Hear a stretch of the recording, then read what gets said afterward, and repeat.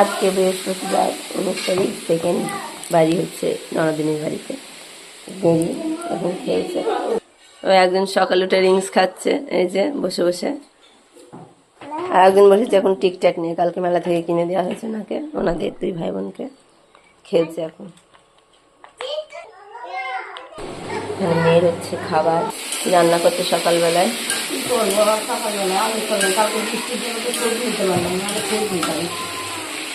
চা হচ্ছে। কি করছো তুমি? তরকারি কাটছো মা? হ্যাঁ, তুমি তো লুচির থালে পা তুলে দিয়েছিলে। সকালের ব্রেকফাস্ট লুচি আলুর তরকারি। এই যে কাণ্ড দেখুন, পিসি খেতে বসেছে। এই যে পিসির খাবার বাটিতে বলটা দিয়ে দিয়েছে। এত দুষ্টু, এই দুষ্টুকে চিনে রাখুন।